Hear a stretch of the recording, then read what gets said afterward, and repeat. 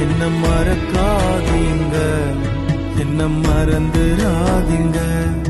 உங்க Prasanna prayer warriors ministry இன்றைய வாக்குத்தத்தம் எபேசியர் அதிகாரம் 6 இறைவார்த்தை 14.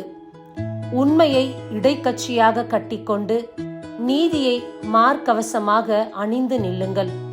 பிரியமானவர்களே, உங்கள் நடத்தையில் ஒரு உண்மை இருக்க வேண்டும். உங்கள் பேச்சிலும் செய்கையிலும் நீதி விளங்கட்டும். இறைவன் இன்றைக்கு அப்படிப்பட்டவர்களிடத்தில்தான் பிரவேசிக்கின்றார். இதோ நம்முடைய வெளித்தோற்றத்தில் அல்ல, ஆடம்பரத்தில் அல்ல, நம்முடைய உள்ளார்ந்த செயல்பாடுகள் எவ்வாறு இருக்கின்றன. உங்கள் நாவில் உண்மையும் உங்கள் செய்கையில் நீதியும் இருக்க கடவது. யாருக்காக இருந்தாலும் நீங்கள் நீதியோடும் உண்மையோடும் நடந்து கொள்ளுங்கள்.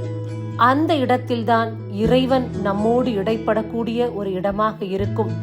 அந்த நேர்மையைத்தான் இறைவன் நம்மிடத்திலிருந்து எதிர்பார்க்கின்றார். அந்த நேர்மையில்தான் ஆண்டவர் நமக்கு நிறைவான ஆசீர்வாதத்தை பொழியக்கூடியவராய் இருக்கின்றார். ஆகையால் நீதியை மார்க்கவசமாக கொண்டு பொய்யான வாழ்வு வாழாதபடிக்கு நேர்மையோடும் உண்மையோடும் வாழுங்கள். உங்களுக்கு இரட்டத்தனியான ஆசீர்வாதம் உங்கள் வாழ்வில் கிடைக்கும். ஆமேன். God bless you.